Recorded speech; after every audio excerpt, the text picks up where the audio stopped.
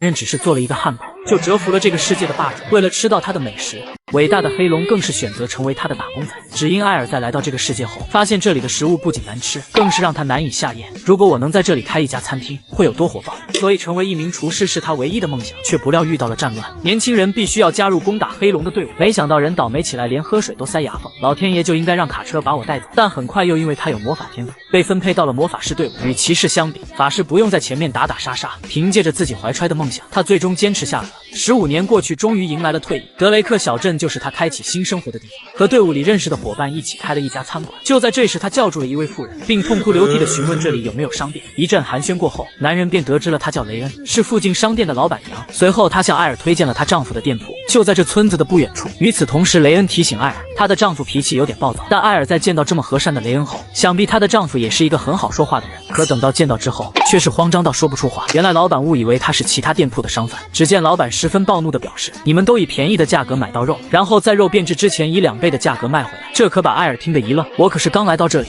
就在这时，一个平底锅狠狠地落在他的后脑勺上。刚才十分嚣张的老板瞬间没了脾气，随后便询问起艾尔是不是要被轮肉。艾尔给予了肯定。没想到脾气暴躁的老板会怕友善的老板娘。夹在中间的艾尔表示：“我想回家。”在老板娘的平底锅下，老板只能屁颠屁颠地去拿肉。对此他也感到非常抱歉，他曾经也是一个士兵，但被自己的一个同事欺骗后就变成这样。与此同时，老板也把肉拿了过来，并示意艾尔展示一下自己的手艺，因为这些贝伦肉是品质极好的，只有获得他的认可他才会供应，不然连一块肥肉也别想。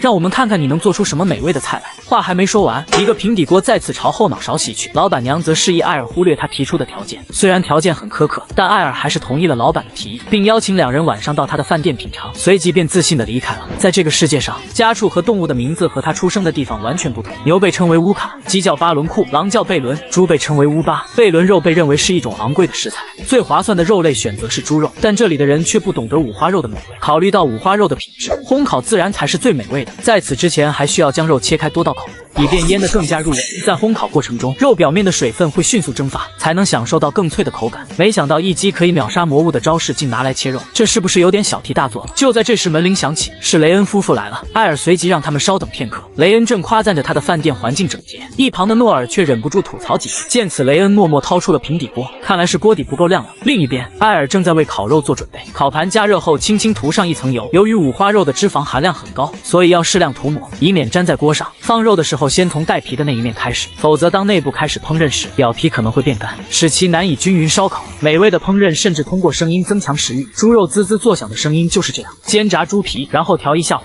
让猪皮的侧面有一些颜色，再撒上盐后把肉彻底烤熟，以确保里面的温度均匀，然后把它切成方便食用的大小。接下来准备一份沙拉来搭配这顿饭。也许当地人不太熟悉这种只吃卷饼的方式，各种蔬菜和浓郁的调味料平衡了烤五花肉的丰富口感。诺尔先生似乎一丝不苟，所以最好避免不必要的添加。最后我们把它装盘，作为最后的点睛之笔。沙拉和烤五花肉完成。当烤肉拿到桌上时，雷恩已经开始期待了。让我们看看艾尔的厨艺怎么样。仅仅只是一口，香脆的乌巴肉在口中绽放，就好像在草原上奔跑。这真的是乌巴肉吗？艾尔给予了肯定。当然，沙拉的浓郁香味也洗去了它的油腻。雷恩也没想到还能这么搭配。与此同时，他询问起一旁诺尔先生的看法，而此刻诺尔的盘子早已空空如也，并表示还不够，远远不够，示意他多上一些。下一瞬，一个平底锅就出现在他的天灵盖上。一个平底锅够了吗？诺尔先生便小声地表示：“恭喜你通过了测试，只要说你想要什么样的肉，我会提供出帝国最好的肉。”艾尔对此也十分感谢诺尔先生的认可，但现在我想要吃更多的烤肉。艾尔随即示意他们稍等片刻。与此同时，厨房的香味飘到了一个女孩的房间，而女孩也被这突如其来的香味吸引。画面一转，自从1周前餐厅开业以来，艾尔一直适应得很顺利，他的饭店得到了乡亲们的一致好评。这一切成功的背后都离不开这些香料和调料。然而，在这个世界上，它们既稀有又昂贵，所以人们不能随意使用它们。此外，产品的质量和种类都无法与现代世界的产品相比，但艾尔却有办法获取。只见他将一枚金币放到这个召唤法阵中间，在念出魔法咒语后，现代的产品便出现在眼前。这个世界的召唤魔法，从现代世界召唤物体，这是艾尔在寻找回到原来世界的方法时，碰巧施了这个咒语。虽然它有物体的大小和重量的限制，但它提供了很大的帮助，侧面证明了这不是一个完美的咒语，因为它没有达到让艾尔回到原来世界的主要目的。此外，杂货店里的食品，除非是加工过的产品，比如鲜肉、鸡蛋或蔬菜，都是变质的。具体原因他也不清楚。即使是拥有高阶法师头衔的他，每天也只能召唤一次。就在这时，他想拿2瓶啤酒解解渴，但打开冰箱里面却是空荡荡的。而艾尔很快就猜到了真凶，对着脑瓜子就是哐当一下。鲁林却拿出了撒娇术，艾尔也无可奈何。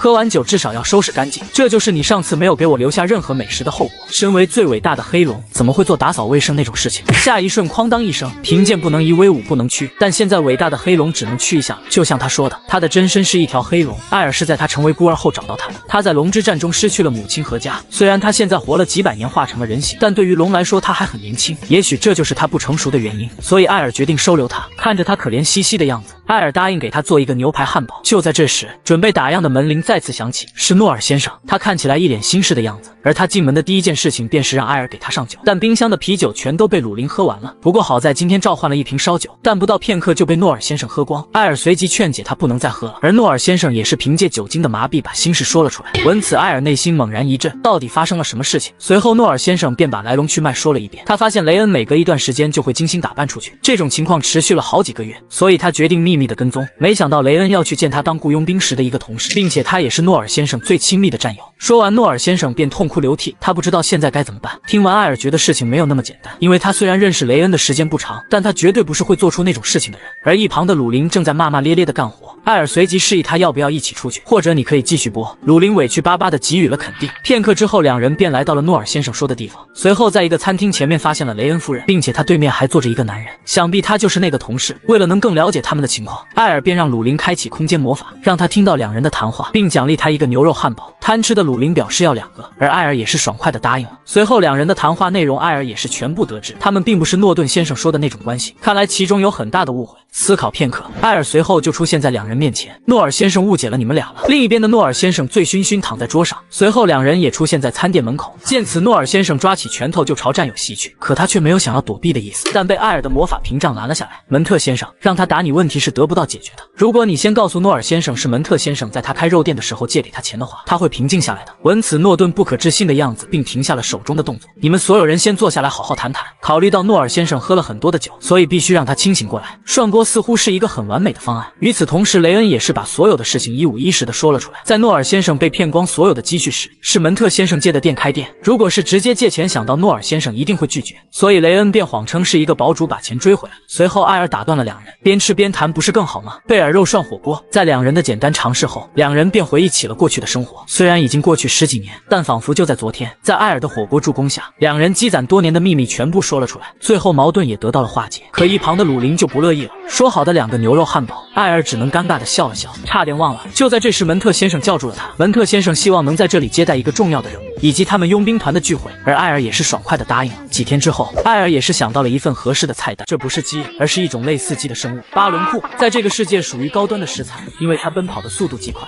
所以一般人很难抓到，就连身为高级法师的艾尔也不例外，所以只能另想办法。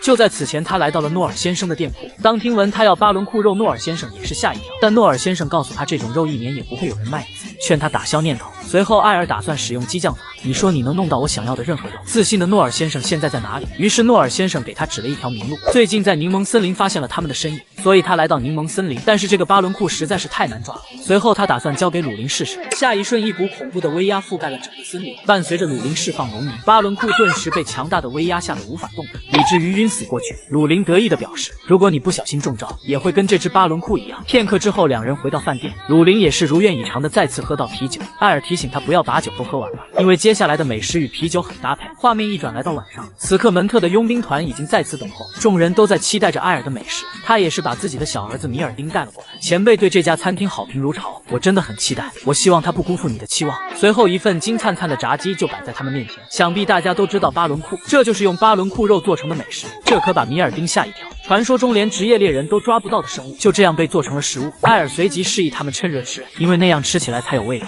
这也是他们第一次吃到巴伦库肉，只是简单的一口便被它的美味征服。香脆可口，外皮经过煎炸烹饪过程变得金黄酥脆，每一口咬下去都能感受到那种香脆口感，令人难以抗拒。米尔丁更是一口吃2个。艾尔知道这次的食物看来很成功，但现在人数太多，他一个人忙不过来，所以他便示意鲁林一起帮忙。可鲁林似乎不太情愿，你现在要让一条高贵的龙为人类服务吗？这可把艾尔愣住。于是他拿出了奥斯卡演技，语气一下子变化180度。如果你不喜欢就算了，我们在战争结束后一起开一家餐厅，然后我们一起经营它。我想感情是可以改变的，但现在我一个人很好，你现在可以回去了。这可把鲁林吓一跳。我现在马上干活。对于一条龙来说，简单的端啤酒应该没事吧？随后艾尔负责做美食，鲁林则负责端食物。物以及啤酒。就这样忙活了半天，最后也累到趴在桌上。终于结束了吗？而艾尔也是为他准备好了食物。累坏的鲁林大口地啃着炸鸡，对他做的美食很是满意。艾尔也没想到他会帮忙打扫卫生。难道你终于长大一点了吗？鲁林一下子就泛起了泡泡茶火，缓缓倚靠在艾尔的肩上，因为这是一个餐厅，我们的餐厅。看着累坏的鲁林，艾尔也是非常开心。就在这时，一个陌生的气息正悄悄地靠近，鲁林顿时就察觉到一股熟悉的气息，随后慌张地躲在艾尔身后。伴随着大门被缓缓推开，艾尔也感到了不安。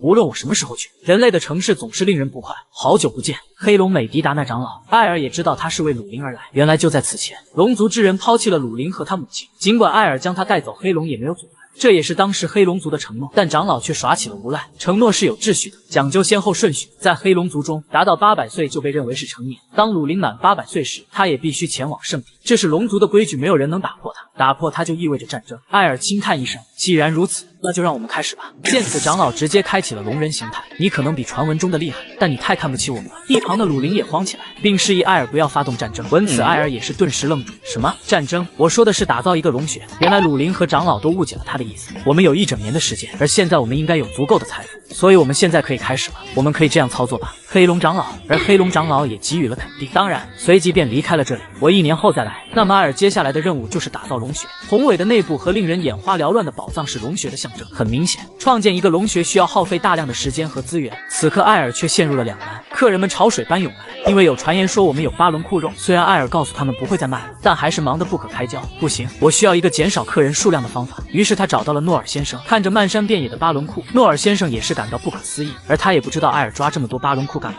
对此，艾尔也做出了解释。接下来我会给你提供巴伦库，帝国里唯一一个卖巴伦库肉的地方，肯定能吸引很多顾客。让诺尔先生感到好奇的不是这些巴伦库，而是艾尔怎么把他们抓到这里的。即使是对格雷克城的顶级猎人来说，这也太过分了。在与诺尔先生讨论了条件后，他也是爽快地答应了合作。就在这时，诺尔先生好奇这些巴伦库怎么不会跑。只见艾尔在地上刻画了一道法阵，一个巨大的魔法屏障瞬间将整个山头覆盖。诺尔先生直接就看傻眼了，这根本不可能是一个学了几年魔法就能做出来的事情。这家伙难道是怪物吗？与此同时，艾尔也示意诺尔先生帮他保密。我和你一样是一个战后退休的餐馆老板。画面一转，来到几天后，餐厅正如艾尔的预期一样，甚至比他的预期还要好。这是不是有点好过头了？因为今天没有一位客人，但鲁林却是很开心，这样我们就有时间挖洞穴了。在此之前，我们需要找到一块合适的地方。随后，艾尔便带鲁林来到了餐厅那座山的山脚下。因为餐厅本身在城郊，所以附近的土地都是他的。鲁林对此也是非常满意，但在挖洞的过程中必须要开启魔法屏障，否则餐厅就会倒塌的。听完，鲁林就撸起袖子，而艾尔却是转身离开。我想餐厅不能没有人看守吧？这可把鲁林愣住。所以你是想要偷懒？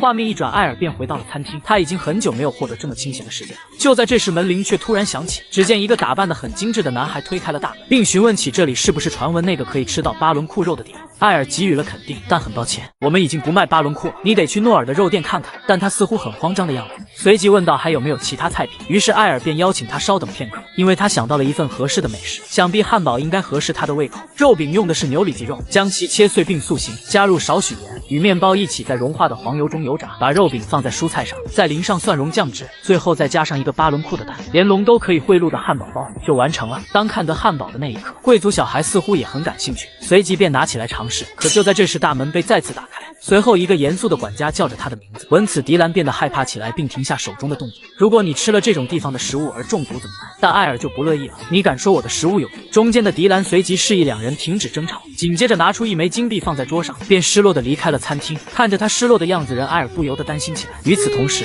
鲁林浑身脏兮兮地跑回来哭诉：臭艾尔，接下来到你了。而艾尔示意他现在还有重要的事情，挖洞的事情明天再说，并让他开启空间魔法带他过去。可忙活了半天的鲁林表示肚子饿，艾尔答应他等回来给他做好吃的。画面一转，迪兰已经回到了城堡的房间内。就在这时，一旁突然出现一个传送门，随后艾尔和鲁林便从里面走了出来。这是你的东西，因为你已经付过钱了。艾尔随即示意他快吃。看着香气飘飘的汉堡，迪兰也是口水直流。可就在他准备享用之时，房门却被敲响，这让艾尔顿时无语，还能不能让人有一点私人空间了？可迪兰却不知道接下来该如何做。随后他向一旁的艾尔询问起来，这可把艾尔愣住。艾尔也看出了他是缺乏自信，于是告诉他，你是男爵的继承人，他们不能拒绝你的命令，所以要自信。但迪兰觉得他们是不会听他的命令，相反，侍卫总是无视他。见此，鲁林轻叹一声，随后大声地表示，没有他的允许，任何人不能进来。一旁的迪兰也是下一秒，因为鲁林刚才的声音跟他的一模一样。很快，外面的侍卫就离开了。艾尔示意他必须要确立自己的优越性，可下一瞬，迪兰却跪了下来，并希望能当他的老师，因为他从小就没有母亲，小时候都是跟继母一起生活。所以从来没有人教导他该如何做。在他的父亲病重后，继母更是让所有人孤立他，并试图限制他的行动。见此，艾尔便打算教一教他。你说你想成为一个好领主，但领主的地位伴随着责任，因此你应该能够对你说的每一句话负责。在做出你真正相信的决定之前，一定要倾听并思考这些话。如果这个决定对你有利，那么一切都很好；如果不是，那么接受它并承担责任。随后示意他趁热吃掉汉堡便离开了。在艾尔两人离开后，迪兰便用力地咬上一口，很快他也被美味的汉堡征服了。在美味的食物助攻下，迪兰一下子顿悟了艾尔刚才给他说的话。我明白真正的意思了，我一定会好好努力的。画面一转，艾尔已经出现在餐厅的郊外，而他刚才说的话只是临时给他编的，希望迪兰不要当真。接下来就是回去给鲁林做好吃的。另一边，来到格雷克城郊的一片森林，这里有一家很受欢迎的诊所，那里的医生拥有高超的技术，甚至还会魔法治疗。但这并不是他受欢迎的原因。顾客涌向这个远离市中心的地方的最大原因，是因为这家诊所不是人类开的，而是一位罕见的精灵。可他现在却忧心忡忡的样子，随即说到他在考虑要回老家了，这让雷恩很是疑惑。艾琳娜也做出了解释，虽然我很喜欢治疗和帮助别人，但我发现没有人对治疗感兴趣，人们不惜一切代价想见那个精灵女，而不是我这个医生，甚至还被他们的家人谩骂，这让艾琳娜不知道该如何是好，现在连坚持下去的动力都没有。你是不是也讨厌我？艾琳娜随即否定了他的看法。正因为有雷恩夫人这么好的人，我才能坚持下来。雷恩知道现在他找不到自己喜欢的东西才会这样，就像他一样。虽然诺尔晚上睡觉的呼噜声很大，但是他做事情确实非常可靠。而之前你是喜欢治愈病人的感觉对吧？艾琳娜给予了肯定。随后雷恩向他推荐了艾尔的餐厅，这让艾琳娜很是疑惑。我想你会喜欢的，因为艾尔的餐厅就是这样的地方。画面一转，只见艾尔正在挖着山洞，凑巧遇上了诺尔先生带他的侄子过来吃饭，而诺尔也是跟他说了会有一位精灵族的人过来。随后艾尔便赶回了餐厅，因为精灵是一个非常罕见的种族，一般不会出现在人类的城镇，所以不能怠慢了他。就在此前，精灵听取了雷恩夫人的建议，便来到了这里，但他却发现只有一个小女孩。随后询问起了是不是艾尔的餐厅，鲁林也是给予了肯定，而鲁林从她的气息中看出了她是精灵，所以精灵确实很漂亮，这让他不知所措。你看起来也很漂亮，比我年轻多了。就在这时，鲁林咧嘴一笑，你是说我很年轻吗？就我们种族而言，我还年轻，但我应该比你年长。下一瞬，一股恐怖的威压便从鲁林身上爆发。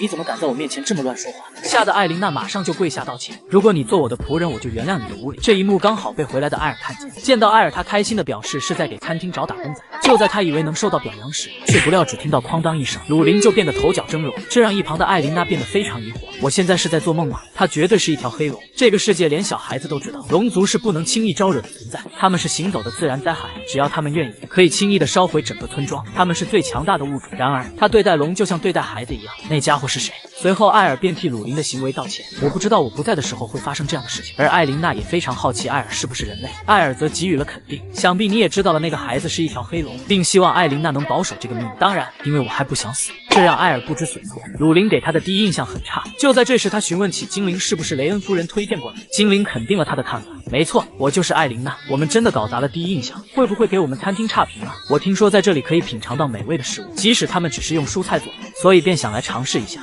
从艾琳娜口中得知精灵族的人是不吃肉食，因为他们无法将其消化。很快艾尔就想到了一份合适的菜谱，番茄盖面是一个不错的选择，加入切碎的洋葱、大蒜和蘑菇，用加热的橄榄油煎锅，这样不同的味道协调一致，创造出一种美味的气味。接下来将切好的番茄用筛子过滤，放入油锅中，用盐、糖和其他香料调味，降低温度，同时确保酱汁不会烧焦。当酱汁失去水分时，将面放入热锅中大火煮8分钟，一定要留一些面水。最后把面和酱汁混合，用面水调节酱汁的粘度，然后西红柿盖面就做好了。随后艾尔让他随意品尝，因为这里不含任何肉类。面条经过番茄的上色变得色泽诱人，并且散发出淡淡清香。与此同时，诺尔先生的乌巴肉已经做好，但艾尔发现他的侄子好像一脸心事的样子，于是他准备询问艾琳娜食物合不合口，回头看去却发现他在狼吞虎咽的吃着。我从来不知道有这么好吃的东西，不到3两下就全部吃完了，不顾自己的吃相弄得一嘴番茄汁，以至于都没有发现一旁的艾尔在看着，这让他变得害羞起来。随后艾尔便给他递上餐具，并示意他不用紧张。艾尔也看出了他很少在外面吃饭。艾琳娜给予了肯定，因为他觉得蔬菜没什么不同，但没想到艾尔先生做的食物这么好吃，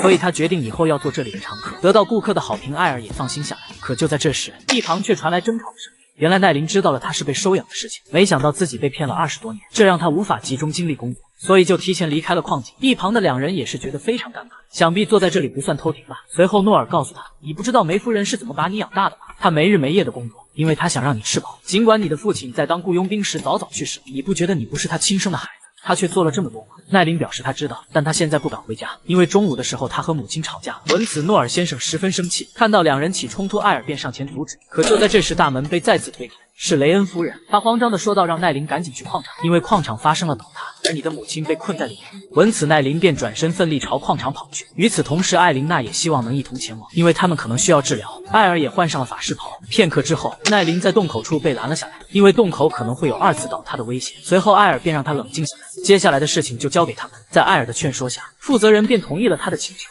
画面一转，两人就出现在矿洞内。就在这时，头顶的岩石突然掉落，但被艾尔的魔法屏障拦了下来。艾琳娜没想到艾尔竟然还是一位魔法师，这让她感到非常好奇。比起这个，艾尔更想知道是什么让他以身犯险。很快，两人就来到了一个岔路口。仅仅是靠2个人是没有足够的时间，所以艾尔打算使用魔法探查。在灵魂的指引下，很快就发现了幸存者。经过艾琳娜的检查后，发现腿部的伤势比较严重，最后在她的魔法治疗之下，伤势很快就恢复。而接下来他们需要帮助更多的人。艾琳娜负责治疗伤员，艾尔则是用魔法将石头挪开，然后将人送出到洞外。两人很快就来到了矿洞的尽头，在这里发现了奈琳的母亲。经过艾琳娜的检查，发现她的头部受了很严重的创伤。艾琳娜需要发动更高级的治疗术，但她也不能保证会有效果。画面一转，便来到了洞外，所有的伤员都被成功解救了出来。在艾琳娜的努力下，梅夫人也成功脱离了危险。她眼睛附近的伤并不严重，所以绷带取下，她就能正常生活了。看着受伤的母亲，奈琳感到非常自责。如果不是自己，母亲就不会发生这样的事情。就在这时，梅夫人醒了过来，见此众人才松一口气。而她醒来的第一件事就是询问奈琳有没有受伤，这让奈琳再也抑制不住自己的情绪。梅夫人并没有要责怪她的意思。与此同时，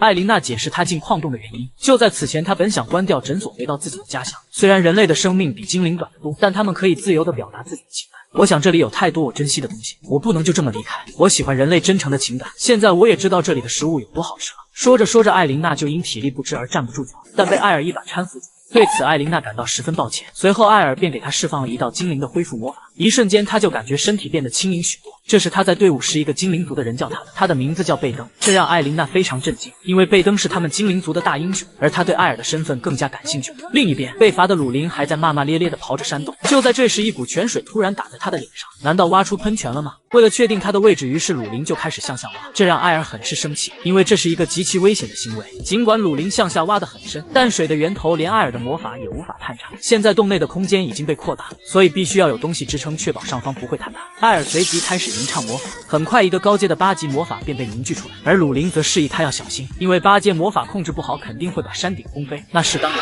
伴随着艾尔将魔法掷出，产生的能量瞬间把整个洞穴都点亮。片刻之后，一个巨大的护盾就将山顶支起。与此同时，刚才消失的地下水也有了动静，下一瞬便从地下喷涌而出。看着泉水带有水蒸气，艾尔知道了这应该是温泉，想必是刚才的魔法让他变得活跃了。见此，鲁林打算清洗一下身上的污渍，可艾尔还没来得及提醒，他就冲了过去，不料一下子就被烫红了脸。随后，艾尔示意他以后不能这么鲁莽了，而鲁林却生起了闷气：我怎么知道是热的？紧接着，艾尔用隔绝魔法将水分离出来，因为在水没有流动之后，污垢会自然沉降，护盾里就能获得干净的热水。就这样，一个简易的温泉就做好了。随后，艾尔将鲁林抱起，一把便丢到了温泉里。没反应过来的鲁林还以为他要吃黑龙火锅，艾尔示意他过一会就好了，于是自己也泡进了温泉里。就在这时，鲁林询问起了他中午去了哪里。在得知了是跟精灵去救人之后，他非常生气。艾尔解释到，受伤的人需要医生，因为他不擅长治疗魔法。生气的鲁林表示他讨厌所有的种族，也包括精灵，除了艾尔我谁都看不起。闻此，艾尔便打算教他一下做人的道理，于是他用魔法阵烧起了开水，再将水倒入杯中，然后拿出了一盒咖啡，并让他尝试一下。而鲁林也好奇这黑乎乎的东西是什么。艾尔解释到，这是一种名叫可可豆做出的粉末。随后他简单的尝试了一口，鲁林没想到还有又苦又甜的食物，原来艾尔在里面加了些许的糖。它看起来像一种简单的粉末，但它需要经过大量的种植、发酵、烘焙、压榨等过程才能制成。很多人努力工作，我们才能品尝到它，就像坍塌的矿洞一样。虽然我有能力炸毁山脉，但即便如此，我也救不了一个受伤的人。没有诺尔先生，我连餐厅的食材都弄不到。即使我用魔法在这里创造了一个大空间，我最终还是要让矮人建一个巢穴。种族能力和个性可能存在差异，但我们不应该因为这些而排斥所有人，即使是龙也不能独自征服世界。闻此，鲁林便思考起来，他明白艾尔的意思，但我会把你和其他人区别对待。另一边，门特先生的佣兵团正与一伙盗贼激战，在战斗中，双方都挤到了悬崖边上。就在这时，门特注意到米尔丁有危险，但好在他及时击杀了强盗。可就在这时，盗贼首领抓住了间隙，从背后偷袭。所幸门特反应迅速，躲避了攻击，随即一拳将首领击飞，却不料首领选择同归于尽，一把抓住了门特，两人就这样掉下了悬崖。画面一转，艾尔的餐厅今天打算不营业，因为他打算给咖啡加一点牛奶，所以他要建一个牧场，这样就能有一个稳定的供应。在建好之后，他们就要去抓可以产奶的动物。艾尔也了解到了乌卡的具体位置，位于维林特河的上游地区。紧接着，他示意鲁林用传送魔法带他过去。闻此，鲁林也是一愣，因为他目前的传送魔法只能去到他见过的地方，而上一次能去伯爵府是他追踪了迪兰的气息。艾尔则表示不用担心，我会告诉你方向和距离，你就凭感觉走吧。尽管鲁林不情愿，但还是开启了魔法，因为他也不确定位置是否正确。画面一转，两人很快来到一个湖的上空，而地下正是乌卡的栖息地。艾尔很庆幸这次来对了地方，鲁林也给予了肯定，但是能不能看看我们现在的处境？这时艾尔才想起鲁林是一条黑龙，龙怎么会害怕天空呢？打开你的翅膀就好了。而鲁林却不愿开启黑龙形态，见此艾尔只能释放悬浮魔法。他不知道为什么鲁林总是讨厌龙形态，似乎他内心埋藏着很大的秘密，但艾尔也没有刻意的询问。很快两人就平安的落到了地面。鲁林表示这是他第一次见过这么大的湖泊，艾尔随即解释道这是海洋，他没见过也是正常的，因为他以前一直在山洞里，所以艾尔决定抓完乌卡就带他到海洋里玩一会儿。闻此鲁林变得兴奋起来，并示意艾尔要抓多少只。他随即表示要来一场比赛，输的人要回去洗碗。另一边，餐厅的门口正有3人等候，没想到从中午等到了下午也没见到艾尔回来。他们虽然都是胃口不一，但大家都有自己心心念念的食物，他们也是下定决心要吃到艾尔做的美食。与此同时，牧场的位置开启了一道传送门，只见鲁林和艾尔湿漉漉的走了出来，并且后面还跟了一群温顺的乌卡。这一切都是鲁林的功劳，因为黑龙的血脉可以压制很多动物，而接下来只需要搭建一个供他们睡觉的地方，牧场就算完成了。当艾尔回到餐厅时，也是顿时愣住，只见3个人准备饿死在他的饭店门口。艾尔也没想到他们会一直等他回来。片刻之后，诺尔先生大口的吃着五花肉，再次吃到美味的食物，几人才心满意足。如果今天吃不到，想必餐厅一旁会多3个坟墓。而我们的打工仔鲁林再次做起了洗碗匠。就在这时，诺尔先生询问起了艾尔建牧场的事情，想必这么大的牧场需要一个帮手才行吧。艾尔肯定了诺尔先生的看法，因为需要有人一直盯着草地以及给他们喂食，所以他打算准备弄一场面试。闻此，诺尔先生也来了兴趣，并示意艾尔不用担心，接下来的事情就交给我们。艾琳娜能看出一个人内心的意图，迪兰学会如何找到值得信赖的人，作为回报，你必须要给我们做一份好吃的。画面一转，来到第2天，艾尔准备了一份牧场的招聘信息，不到半天，餐厅就排满了前来面试的人。很快就迎来了第1场面试，第一个进场的是一个年轻人，但是诺尔先生看到他没有一点活力，马上就 pass 掉了。第2个进场的是一个帅气的小伙，而他的表现给诺尔留下了很好的印象。就在这时，他注意到一旁的艾琳娜，没想到这里还有一个精灵，随后满脑子都是不好的想法。艾琳娜随即就表示失败。当诺尔先生得知他的想法后，也十分生气。随后来了一个有着管理草场30年经验的大叔，他承诺可以把养殖场变成城镇最好的草场。闻此，迪兰对他发起了考验，你对乌卡今后的发展有什么规划，以及生产奶制品销售的激励措施，还有关于如何处理疾病和受伤的情况。这可把男人听得一愣一愣的，还没等3人宣布结果就自己离开了。一个农场要求这么多，想必你们是疯了。而鲁林也没想到找一个工人会这么难。很快又到了下一场面试，失败，你就是刚才在我的肉铺里想打架的人。他用奇怪的眼神看着我，你的回答不及格。没想到面试了所有的人都找不到一个合适的工人，这让艾尔怀疑起了人生，会不会是因为招聘公告上的工资太低了？就在艾尔以为没希望时，大门被再次推开。没想到是米尔丁，这让诺尔先生很是疑惑，因为他之前听说门特被派去保护商队。随后米尔丁给他们讲述了佣兵团遇到的事情，在保护商队的时候突然遇到了劫匪，而门特与他们战斗时不小心从悬崖掉了下来。闻此，诺尔先生也非常担心，他现在的情况怎么样了？米尔丁表示他的外伤已经痊愈，但他的腿受了很严重的创伤，已经从雇佣兵的工作中退休了。艾尔示意他应该让艾琳娜给他看看，也许可以帮他恢复。就在这时，鲁林严肃地问道，为什么你想在这里工作？艾尔随即示意鲁林在这种情况下不能这样问别人。鲁林委屈巴巴地表示，我只是好奇。米尔丁犹豫片刻，我想找一些我将来能做的事情，因为我希望以后能跟他在一起工作。闻此，众人皆是一愣。诺尔先生不可置信地问道，你不会是说你爱上他了吧？今年你多少岁？随后得知了米尔丁今年29岁，两人之间相隔了12岁。可米尔丁表示自己并不介意。艾琳娜表示这在精灵族中是很正常的事情，但在人类中相差确实大了点。然而米尔丁已经下定决心，我已经不再做雇佣兵了，如果我不能在这里工作，我会饿死在街上。鲁林对他的决心很是满意，我接受你们在这里工作。米尔丁对此表示感谢。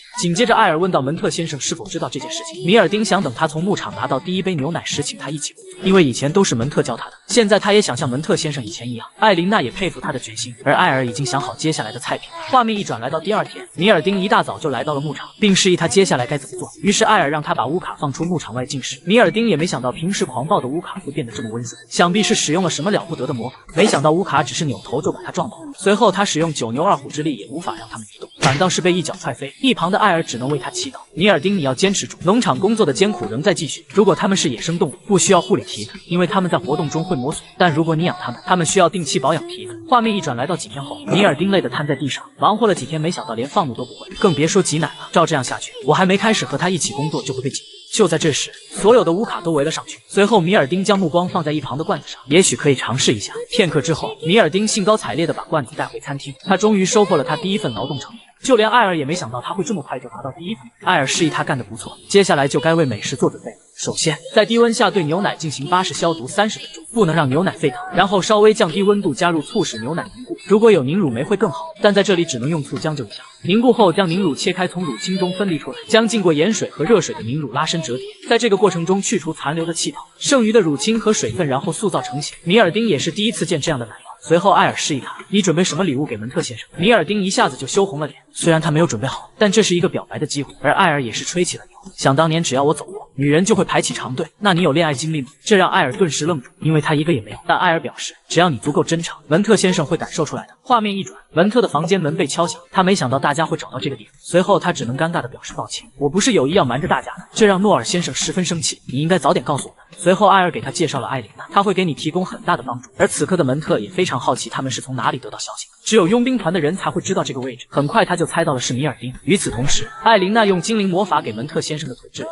很快他就能够站起来了。艾琳娜表示完全恢复可能很困难，但这将有助于康复。而门特先生也看出了米尔丁今天非常古怪。你是有什么事情要跟大家说吗？米尔丁也没想到这比他想象中的还要难开口，大家在一旁看着也是非常紧张。为了缓解尴尬的气氛，米尔丁则是将话题引到了食物上，也许看到食物他会明白我的意思。随后，一个镶嵌了爱心形状的披萨出现在众人面前。文特先生也是第一次见这样的食物。米尔丁为他解释道：“这道美食叫披萨，是他为门特先生做的。”艾尔也帮了很大的忙，它的形状非常好看，对吧？不料门特直接就拿了一块将爱心拆散。随后，艾尔表示这是用奶酪做的。紧接着，门特尝试了一口，香甜的披萨带着淡淡的奶香，并且口感非常浓郁。文特先生对他的食物给予了肯定，而此刻的米尔丁只能含泪吃下。目前通过食物来表达情感是失败了。不到片刻，食物就被吃完了。随后，米尔丁问到他以后打算做什么，文特表示暂时还没想好。于是米尔丁顺势邀请了他：“你愿意和我一起在艾尔的农场工作吗？”这让门特顿时愣住：“你已经在那里工作了，对吧？那你的雇佣兵工作呢？”随后米尔丁解释道他已经辞掉了，因为他要为两人的未来做好准备。大家对米尔丁的勇气给予了肯定。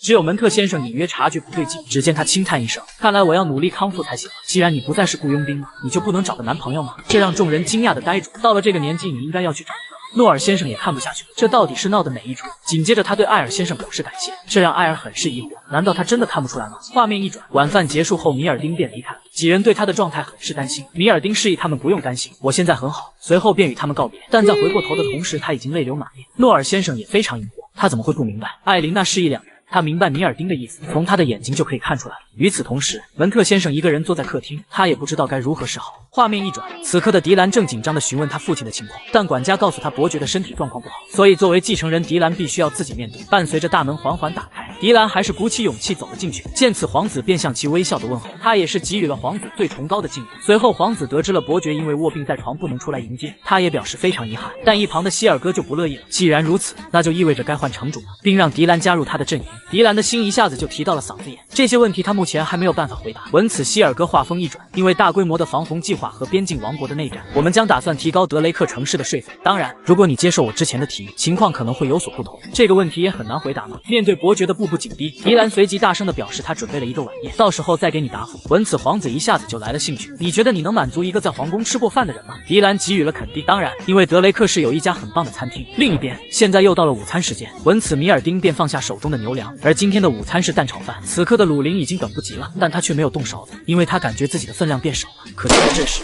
餐厅的大门却被一脚踢开，随后一群士兵便出现在几人面前，这让艾尔很是疑惑，因为他并不认识这些人。与此同时，士兵缓缓拔出长剑，你是这家餐馆的老板吗？艾尔给予了肯定，但请你收好你的剑。一旁的鲁林干饭人正吃得津津有味，随后他示意艾尔要不要帮忙，下一瞬士兵的剑就架在艾尔的脖子上，并让他赶紧跪下，否则让他见不到明天的太阳。闻此，艾尔很是生气，这是我最后的警告，滚出我的餐厅！就在士兵准备动手之际，一道声音喝止了他，谁让你这么做的？士兵立即停下了手中的动作。当男人摘下头盔，没想到是昔日的战友德里安特。随后刚才的士兵全部被他惩罚一遍。在两人闲聊中，德里安特回想起了过去的时光，因为他当时的大意差点导致全军覆没，好在艾尔及时出现挽救了局面，并且拒绝了帝国的奖励。最让他感动的是，艾尔把获得的奖金全部给了他的妻子，因为德里安特为了追求自己的个人荣誉而忽视了家里人，而艾尔的做法让他很是感动。当他得知了艾尔在这里开了一个餐厅，就第一时间赶来，并且他准备好了一个计划，要让艾尔的餐厅成为德雷克最好的餐厅。闻此，艾尔也是一愣。突然，德里安特持剑冲去，并示意士兵跟上，这让艾尔不知道发生了什么事情。另一边，皇子正在前往餐厅的路上，希尔哥示意他应该要护卫队护送。话音未落，几发暗器气朝皇子袭来，但被一道魔法拦截了，是他们的首席魔法师梅德林。随后一群刺客便出现在小队面前，伯爵示意他一个也不要放过。就在这时，梅德林缓缓摘下帽子，这让刺客感觉到了一丝不安，但他们的头子示意他们计划继续。下一秒，他们便朝梅德林袭去，而女人抬手就是一个高阶魔法，顷刻间眼前的地面被翻了个底朝天。与此同时，皇子感叹起来，梅德林是帝国最厉害的7阶法师，有他在，我连龙也不怕。梅德林随即表示皇子过誉了。迪兰见此也感到不可思议，看来那些传说都是真的，唯一一个能凭借自己的力量对付整支军队的7级大法师。另一边，此刻的艾尔正用魔法将德里安特束缚起来。原来他有一个坏毛病，一旦他兴奋起来，就会头也不回地跑掉。就在这，艾尔询问他对其他餐厅使用了什么方法，随后得知了德里安特走遍了附近所有的餐厅，并告诉他们饭菜有虫子。这可把艾尔愣住，这很有创意，但这不是我想让你做的。德里安特为此感到十分抱歉。与此同时，一阵马蹄声传来，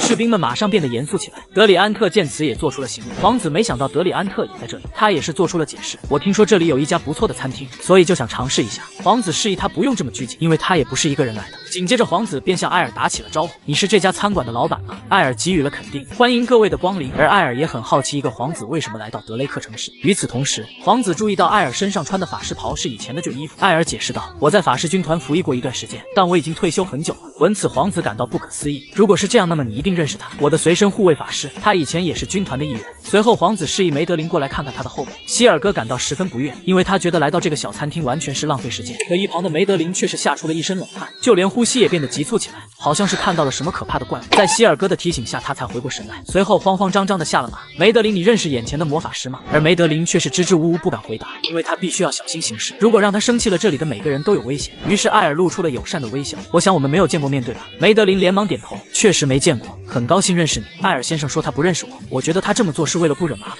在这种情况下，我应该尽量保持一切正常。紧接着梅德林说道，这家餐厅将为殿下举办晚宴，对于一个厨师来说，这应该是一个巨大的荣誉。艾尔点了点头，画面一转，皇子一行人便出现在了餐厅内，而他正夸赞着餐厅的卫生不错。艾尔也笑着表示抱歉，这里没有像皇宫那样富丽堂皇。随后艾尔话锋一转，冒昧地问一句，殿下是如何找到这里？听说这家餐厅的食物会让皇室都感到惊讶，对吧？而艾尔将目光投向迪兰，他大概了解其中的原因了。没想到我平静的生活又被打破。迪兰父亲因为身体原因，所以他陷入权力斗争，没有办法就向我求助。艾尔也注意到希尔哥，他在权力欲望方面是王宫里的前3名。随后艾尔将目光落向皇子，眼神突然变得犀利起来，我不能就这样算了。此刻的皇子正讨论着餐厅，我们千里迢迢来到这里，所以你不应该对他有信心吗？随即便提了一个赌约，如果在餐厅里没有让他叫绝的美食，迪兰就需要绕着德雷克城市裸奔一圈。闻此，迪兰顿时一惊，艾尔示意他不用担心，接下来的美食一定会让你大吃一惊的。所以你是同意了我们的赌约，一道让皇子大吃一惊的菜，有可能吗？他可能已经尝遍了帝国的每道菜，但艾尔有了自己的主意。随后第一份开胃菜羊肉炖蘑菇就做好，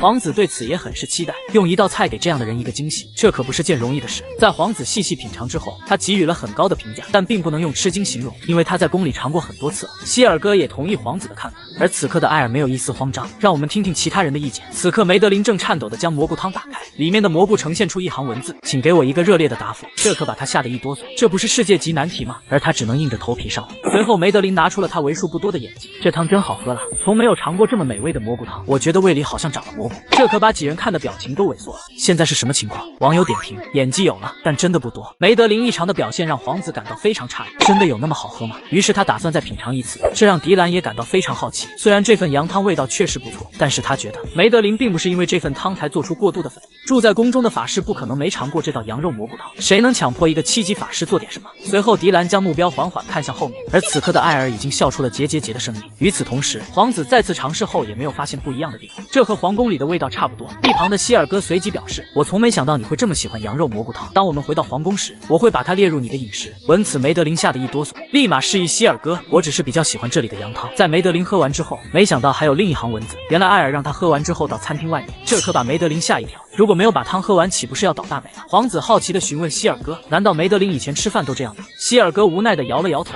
画面一转，梅德林就来到了外面，而艾尔已经在这里等候多时。紧接着梅德林小心翼翼地上前，下一瞬，一道强大的魔法覆盖了他的全身，是隔音魔法。艾尔给予了友善的问候，好久没见到你了，梅德林女士，你在那里的表现非常好，但是你不应该出现在这里，因为我记得我警告过你，我们不应该再见面。闻此，梅德林连忙做出解释，我发誓，我真的不知道您住在这里。随后，艾尔询问他，皇子为什么会在这里？他是名声最差的皇子，因为艾尔听说他好色到了放荡的地步，对权力没有兴趣。没有见到他时，艾尔也以为是这样，直到看到他今天的表现，一个假装不专制的人，但知道如何利用自己的地位为自己谋利。他在用自己不好的形象做挡箭牌，在向德雷克城主施压。我认为吞并德雷克是希尔格公爵扩大影响力的一个想法，但事实上这是皇子自己的想法，对吧？梅德林没想到他连这也能看出来，但身为皇子的护卫法师，即使你折磨我，我也不能告诉你那么多。就在这时，一道声音打断了他，是吗？就算我们严刑拷打你，你也不肯说出来，让我来看看是不是真的。见到鲁林的那一刻，梅德林腿都软了。现在崩溃的他只有一个想法，那就是回家。片刻之后，当几人看到梅德林时，感到非常诧异，因为他的脸色非常惨白。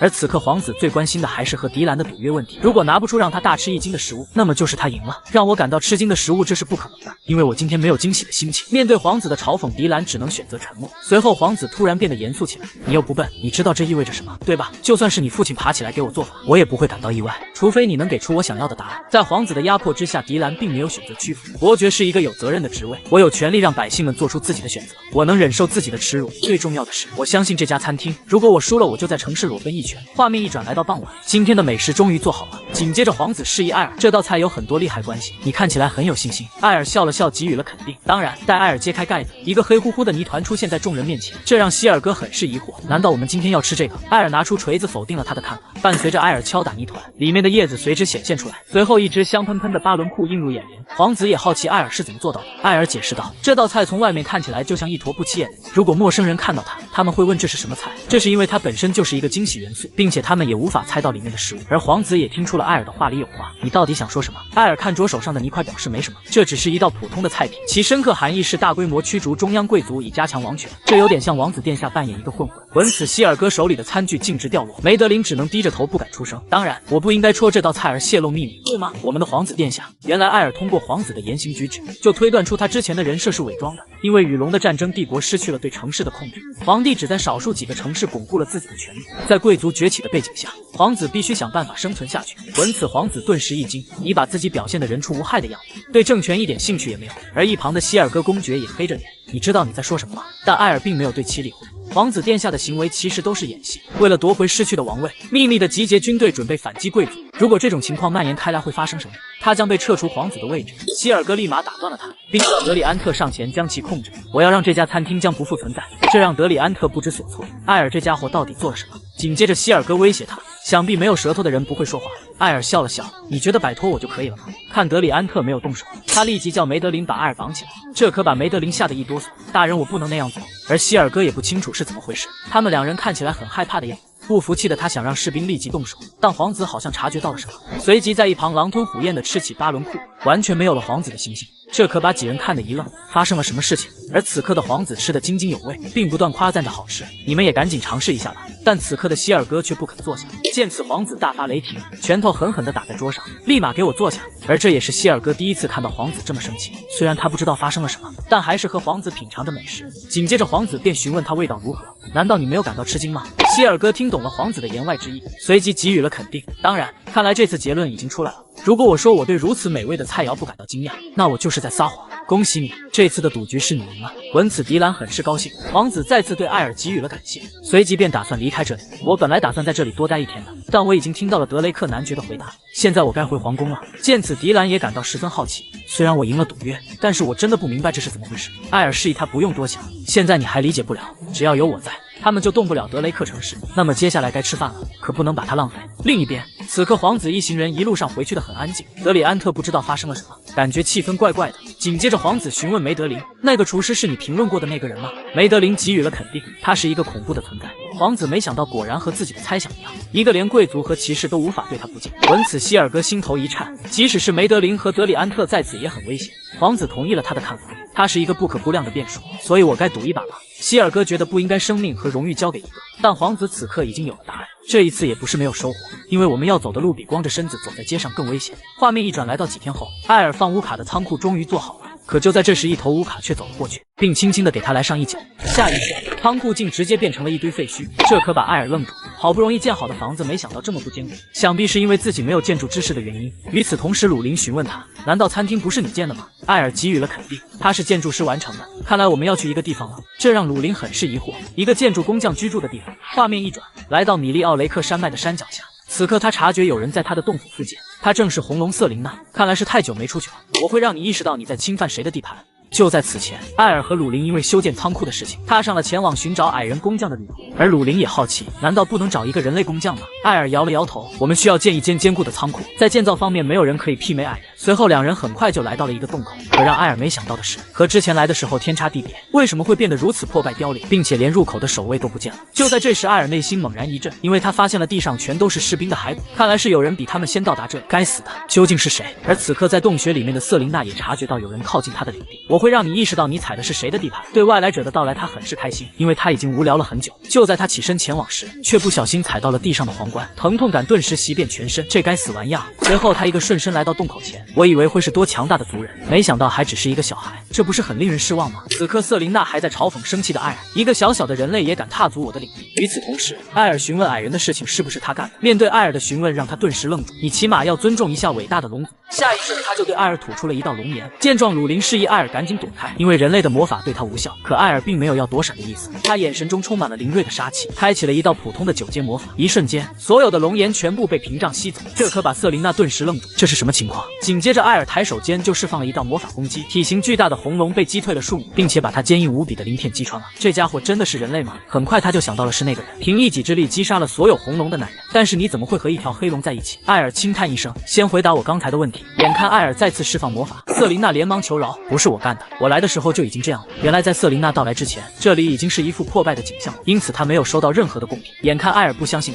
他示意艾尔山洞内还有一扇大门。看到艾尔对大门感兴趣，他拨了拨自己的头发，如果你想知道怎么去那里，我可以亲自带你过去，跟我在一起不是比跟那个小孩在一起有趣多了吗？下一瞬，鲁林一个神龙摆尾踢了过去，艾尔可是我的。瑟琳娜的大腿受到了2次伤害，疼得她再次跪倒。她的位置在哪？瑟琳娜颤颤巍巍地指着前方。而此刻鲁林感到心情非常愉悦。片刻之后，两人很快就来到了矮人的城镇中，但这里早已变成一片废墟。鲁林看着建筑上战斗的痕迹，很明显这是龙族留下的。艾尔也同意了他的看法，但现在还不能确定是不是他干的。与此同时，一扇巨大的铁门出现在两人面前，上面布满了龙类的咬痕，看样子它非常坚固。就在艾尔准备将其打碎时，门后突然传来一道声音：“请回去吧，非法的入侵者。”艾尔随即询问这里发生了什么事情。矮人沉默片刻，随后十分愤怒地说道：“是一条红色的巨龙将这里摧毁了。”闻此，鲁林非常生气，我就知道是他干的。可艾尔却一把抓住了他。在那之前，我们先听他把事情说完。而这真的是瑟琳奈干的吗？从大门的痕迹来看，这应该是几条红龙同时发起攻击造成的。而现在艾尔心中已经有了一个计划。闻此，鲁林很是疑惑。艾尔笑了笑，一个和平的解决方案。随后从矮人口中得知大门关闭了1年之久。艾尔知道1年前发生了很多事情，那么在这段时间里出现这样的问题也就不足为奇了。现在他最担心的就是矮人的食物问题，毕竟没有补给资源总是有限的。你确定不给我们开门吗？我这么说是因为我想帮你们，但此刻矮人警惕性很高，似乎不愿意相信陌生人。如果你们是红龙的手下呢？这让鲁林很是生气，随即就是一顿疯狂输出。见状，艾尔捏住了他的小脸蛋，毕竟矮人的担心是对的。就在这时，艾尔示意鲁林把背包拿过来，而他则是拿出一口平底锅，因为回去的路很长，想必需要把肚子填饱才行。闻此，矮人们顿时愣住，为什么是在大门口？而此刻的艾尔则是自顾自地做起了午餐。随后，鲁林从背包拿出了一连串的香肠。见此，矮人也好奇地询问他手里的是什么。艾尔慢慢地解释道：“这叫香肠，它是用肉末和香料填满肠子做成的，居家旅行必备食物，因为它只需要经过简单的烘烤，就能刺激人们的食欲。香肠的香味可以飘得很远，特别是在这种封闭的空间，更是久久不能散去。”而里面的矮人已经开始坐不住。见此，鲁林知道这就是艾尔的计划。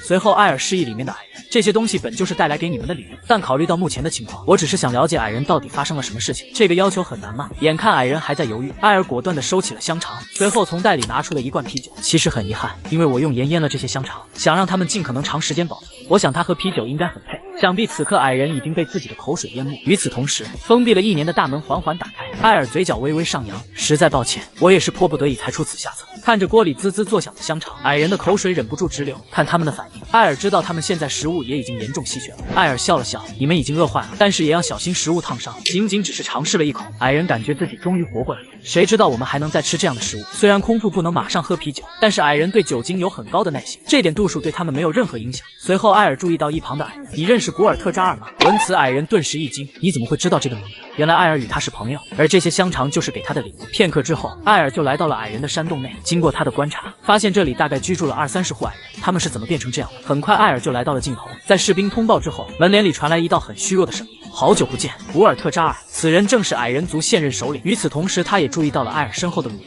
因为他的气场，古尔特扎尔很是熟悉。见首领说话如此恭敬，士兵对两人的身份很是好奇。艾尔也是直接说出了他的目的：“告诉我这里发生了什么？好端端的矮人村落怎么会变成了一片废墟？”古尔特扎尔犹豫片刻，随后从他口中得知红龙对他们发起了攻击。在面对力量上的悬殊，只有少量的矮人幸存的活下来了。艾尔随即询问红龙的特征，那条红龙是不是长着红色的头发和向后生长的角？古尔特扎尔激动地捂住额头，不止一条，我们被一群红龙围攻，这让艾尔想到了门上的咬痕。看来都是真的，但是这根本说不通。自傲的红龙怎么会相互合作？除非是某种原因让他们失控。随后艾尔便猜测到这里有一些特别的东西，这让士兵内心猛然一震。古尔特扎尔捋了捋自己的胡子，便打开了桌底下的按钮。片刻之后，一道暗门赫然出现。古尔特扎尔讲述了他们矮人的历史。事实上，他们已经被红龙攻击了很多次，能够躲避灭绝都是因为这个一具古老的龙骸骨，而他是矮人的守护者。当艾尔见到骸骨时，也是感到不可思议，因为从他的体型判断，这条龙至少有5000多岁了，而他正是最古老的龙之一库拉德。在这个本质精华交给矮人保管后便离去。他之所以把本质隐藏在这个坚硬无比的洞内，是因为这个本质可以诞生一个新的龙王，让其他龙服从的龙王。如果这些巨龙团结一致，在一个指挥官的指挥下共同行动，那么就没有任何一个王国或强大的战士能够阻止他们。而鲁林却对这颗本质感到无比熟悉，因为他在小时候见过跟他类似的，正是在他妈妈那里。最后他妈妈被龙族的长老软禁起来了，那时候他还不懂这是意味着什么，直到他看到这一生最不想看到的画面。每当想起这些，鲁林都会泪流满面。见此，艾尔便上前安慰他，因为他不会让任何人伤害鲁林。古尔特扎尔对此感到十分抱歉，让你想起一些不好的东西，但这些本质精华往往都是被悲伤和痛苦包围。库拉德曾经也想毁掉它，但是一直没有成功。就在这时，艾尔示意古尔特扎尔，他将在德雷克城市打造一个洞府，并希望矮人能一起来，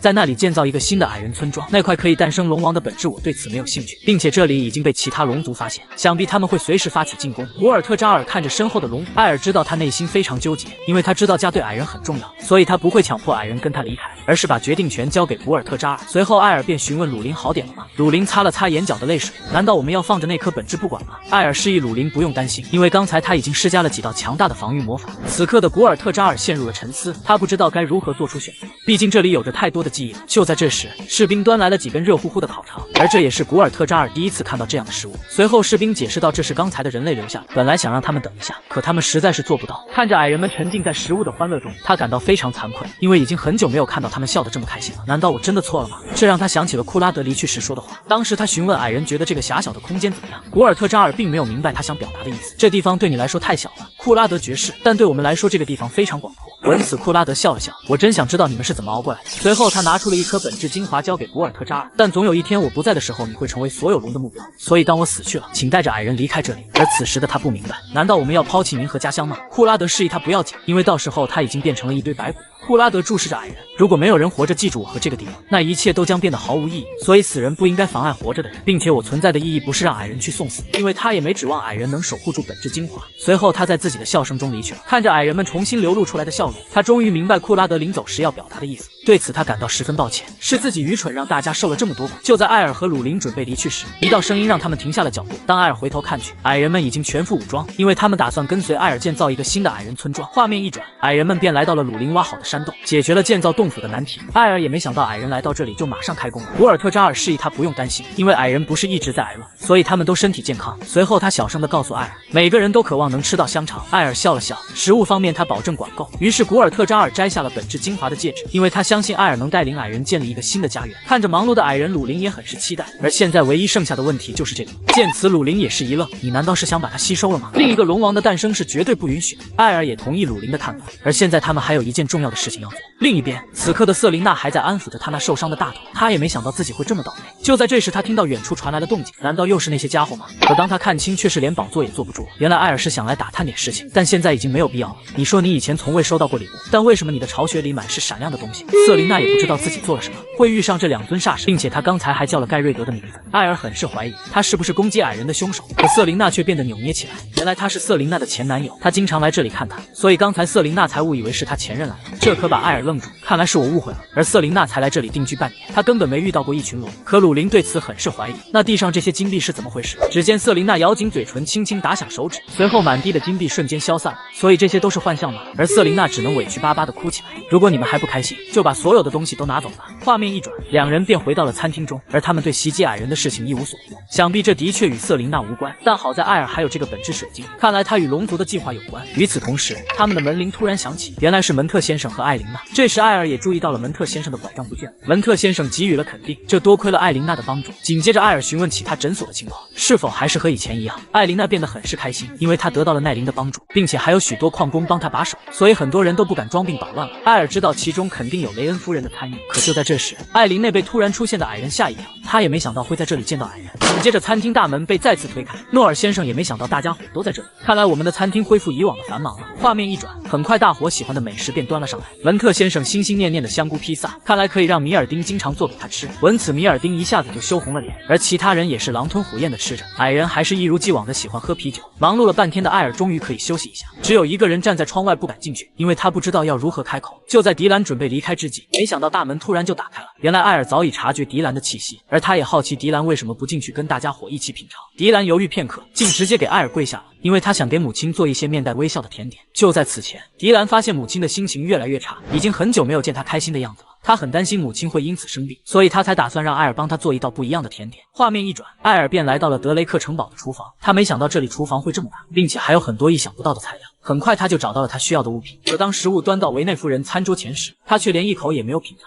而是完好无损地端了回来。这可把艾尔愣住，这是他厨艺生涯第一次遇到这样的事情。很快艾尔就找到了原因，因为胃是一个感官器官，当人心情不好时，他会吃不下任何美食，那么他一定有很重的心事。迪兰给予了肯定，但他一开始是最喜欢吃甜品的。在迪兰小的时候，维娜是一个特别严格的母亲。自从他来到德雷克城之后，迪兰已经有很多年没见他笑了。见此，他的父亲莱登也很是难过。但在一次早点时，他们发现了维娜最喜欢吃的食物。由于德雷克当时正处于建设时期，所以莱登陪维娜的时间并不多。他知道维娜身上也挑着很重的担子，所以才对迪兰那般严格。可莱登只想让她过得开心一点。这几年来，他从未向莱登袒露心声，甚至连他喜欢的食物都不知道是什么。可就在这时，莱登注意到他第一次把食物全部吃完了，因此他觉得维娜最喜欢的是甜食。自从那一天起，他们连续吃了很多甜点，直到每个人看到甜品都不忍直视为止。最后还是维娜出来打破僵局，因为她也对甜品吃腻了。就是那时候，维娜终于露出了久违的笑。在某一天，迪兰无意听到了门后传来争吵的声音，于是好奇的他偷偷趴在门上偷听，却不料大门砰的一声就打开了。随后一个男人气冲冲的从里面走了出来，而迪兰也因此被弹飞出去。与此同时，迪兰也注意到男人正是迪德兰城的领主。维娜示意他不用担心，因为他是属于德雷克城的。当时迪兰还小，对此并没有过多在意。在接下来的时间里，维娜仍然像往常一样严厉，不一样的是她的脸上出现了笑容，而他们的家开始展现出一个真正家庭的本质。但那段快乐的时光并没有持续多久，一切的美好在一天早上彻底消失了。迪兰还是和往常一样与母亲制作甜点，但母亲经过很多次尝试都没能成功。就在两人沉浸在这快乐的时光中时，管家打破了这美好的画面，因为他们的城主病倒了。而突如其来的消息让两人不知所措，经过医生的检查却没有得到任何结果，因此很难确定原因。以后就算是想自己进食都是个问题。就在迪兰回头询问母亲时，他看到了这一生都忘不了的表情，母亲的脸上写满了悲伤、愤怒和无奈。从那以后，他再也不碰迪兰给他的任何甜点，并和他之间划清了界限。两人的对话只能通过管家传达，迪兰的一切都在他的监控之下。为了过上平静的生活，迪兰跑到外面的餐馆，最后就是遇上了艾尔姐妹。难道家庭曾经的美好画面已经成为遥不可及的梦想了吗？画面一转，艾尔对这件事情充满了疑惑。尽管城主的病情有很多解释不清的地方，但并不意味着他要疏远迪兰。是因为他不是他的亲生儿子吗？如果这是问题所在，他一开始就不会对他敞开心扉。尽管他的婚姻是家族包办的，但是看样子他后来真的爱上了城主，而其中涉及到的秘密让他不得不远离迪兰。也许这正是他疼爱的唯一方法。片刻之后，艾尔第一时间就来到鲁林房间，这可把鲁林吓一跳，还以为艾尔是来骂他的。紧接着艾尔便询问他两个很奇怪的问题：如果我突然瘫倒说不出话来，你会因此难过吗？鲁林给予了肯定。那么你喜喜欢吃的甜点也不想吃了吗？这可把鲁林听得一愣，明明喝酒的是我，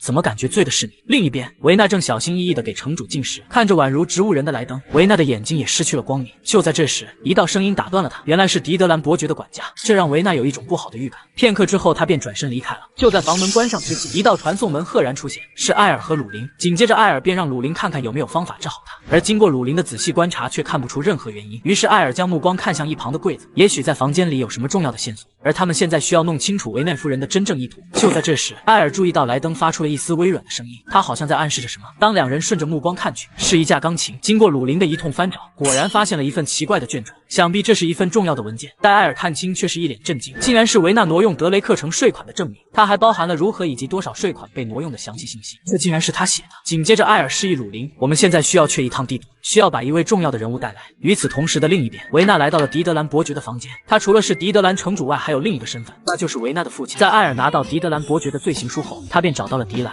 当狄兰打开后，也是一脸震惊，上面记录了维纳偷了德雷克城税费的证据，并且费用全部到了狄德兰伯爵手里。此刻狄兰才明白这就是母亲一直躲着他的原因，但他不明白这份记录是谁写的。艾尔随即让他看最后面的落款，而狄兰却是不敢相信自己的眼睛，这不是别人写的，正是维纳夫人自己写的认罪书。可狄兰不明白他为什么要这么做，被帝国发现他将难逃律法的责任，而答案已经很明显，因为狄德兰伯爵来了。另一边，狄德兰正一脸高兴地问候维纳，但维纳并不想搭理，因为他从来没有把维纳当作女儿对待。虽然伯爵一脸笑意，可却是笑里藏刀。紧接着他话锋一转，我听说狄兰迎接了皇子殿下几人，看样子他是一个非常有胆量的孩子，这和某些人告诉我的不太一样。闻此，维纳有了一种不好的预感，原来狄德兰一直在派人监视着他的一举一动。现在发现狄兰成长起来，他很是兴奋，这是否意味着我要把他变成跟莱登一个样子？而他之所以这么说，不是为了和维纳商量，而是通知他，因为他一早就派人行动了，想必他很快就会跟莱登一样。这让维纳感到无比愤怒，他没想到自己亲生父亲会如此歹毒，连一个小孩子都不放过。而狄德兰所做的一切被艾尔用传音魔法听得一清二楚。维纳夫人之所以写这封证据，就是为了与他同归于尽，但狄兰却什么也做不了。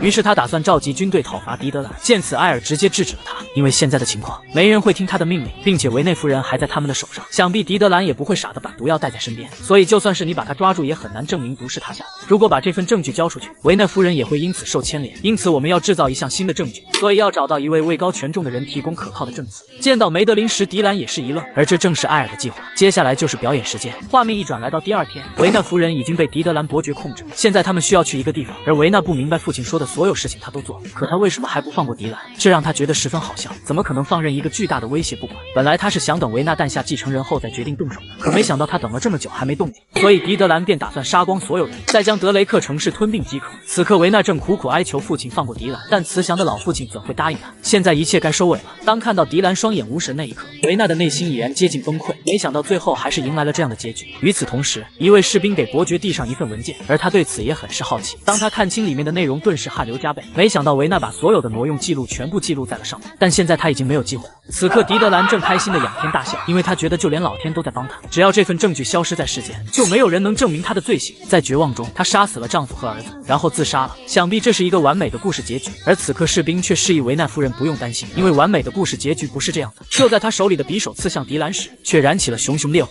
与此同时，梅德林破门而入并将其控制。看到梅德林时，狄德兰顿感不妙，随后狄兰便缓缓起身。都结束了，狄德兰伯爵看着狄兰没事，维内夫人悬着的心终于落了下来。再看到已经中毒的狄兰突然开口说话，他知道自己掉入几人的圈套里了。与此同时，梅德林示意他放弃无谓的抵抗。明明这一切已经近在咫尺，不甘心的伯爵立马放下手中的兵器，并试图解释自己的罪行，这一切都是为了防身，仅此而已。可艾尔早已料到这老狐狸不会轻易承认，所以他让梅德林做好了充足的准备，把狄兰刚才吃的食物也一同带来了。如果刚才你说的都是真的，那么就把剩下的这些食物吃完。闻此，狄德兰冷汗直流，因为这些食物里面藏着什么他最清楚不过。此刻他颤颤巍巍地拿起面包，但下一瞬他却将所有的东西打翻，随即就将维纳的罪行也一同说了出来。而死到临头的狄德兰还想拉一个垫背呢，真不愧是我的老父亲。可这时狄兰打断了他，因为他刚才亲手将证据销毁了。狄德兰瞬间被气得浑身发抖，你们这些卑鄙的家伙！于是他立马让一旁的士兵动手，但普通的士兵又怎是魔法师的对手？更何况眼前之人是7阶大魔法师。梅德林示意他，有一些东西是你无论如何都不能乱动，无论你是将领还是贵族，就算是皇帝也一样适用，所以一切该结束了。与此同时的另一边，德里安特已经率领士兵兵将伯爵府包围，如果还有人想试图抵抗，那就让他见不到中午的太阳。不到片刻，所有的士兵便放下兵器投降。那些德雷克的叛徒也一样。被控制起来的狄德兰还想让梅德林放他一马，见梅德林没有搭理他，只能无能狂怒。眼看事情完成的差不多，艾尔便解开了维奈夫人身上的束缚。就在他愣神之际，一道声音打断了他。狄兰上前询问母亲受伤的情况，而维纳却不敢正面直视狄兰，因为是他才让德雷克陷入危难之中，甚至还听信了狄德兰的话，挪用了税款。维奈对自己的罪行感到非常自责，他希望狄兰不要原谅自己。然而狄兰并没有说什么，因为他知道这一切不是他的错，但他却是非常生气，因为维奈将所有的事情都瞒着他。无论如何，你都应该要把处境告诉我相信父亲也会支持你，因为你也是我们的家人，所以请不要低头。维纳也没想到自己错误的决定，让狄兰一个人承受了那么多。画面一转，被关押的狄德兰还在骂骂咧咧，此刻他还想要东山再起，因为他在皇宫中还有靠山。等他出来，他要消灭所有和他作对的人。闻此，艾尔让他别再痴心妄想了，因为你已经没有机会了。而见到艾尔能踏空而行后，狄德兰顿时汗流浃背。你是帝国派来的法师吗？但艾尔并没有回答，只是让他回头看看自己城堡，在别人看来是如此的脆弱不堪，而狄德兰只能眼睁睁地看着自己的城堡拔地而起。他不敢相信这是人类能做到的。另一边，在德雷克的危机解除之后，狄兰邀请了所有的朋友到伯爵府做客，一个期待已久的甜点盛宴。雷恩夫人对此很是期待，但诺尔先生似乎说了一些不该说的话，随即只听到哐当一声，幸好这次没带平底锅。鲁林和艾琳娜也没见过这么多好吃的甜点，一旁的维奈夫人也亦是如此。就在这时，一道声音打断了众人，为了纪念德雷克的胜利，今晚还有一场特别的表演。当众人抬头看去，皆是一脸惊讶，没想到狄德兰的城堡竟然漂浮到了空中，伴随着艾尔推动魔法，城堡随即变成了一颗能量球，狄德兰毕生的心血就此灰飞烟灭。而接下来还有更精彩的东西，下一瞬城堡就宛如烟花般绽放，驱散了每个人心中的黑暗。与此同时，维内夫人拿起了久违的甜点，幸福的泪水止不住的溢出，因为这是她一生参与的最美好的晚宴。在艾尔的帮助下，狄德兰伯爵事件很快就告一段落。维内夫人也没想到还能像以前一样无忧无虑的吃着甜点，因为禁锢她内心的那座城堡已经被彻底摧毁。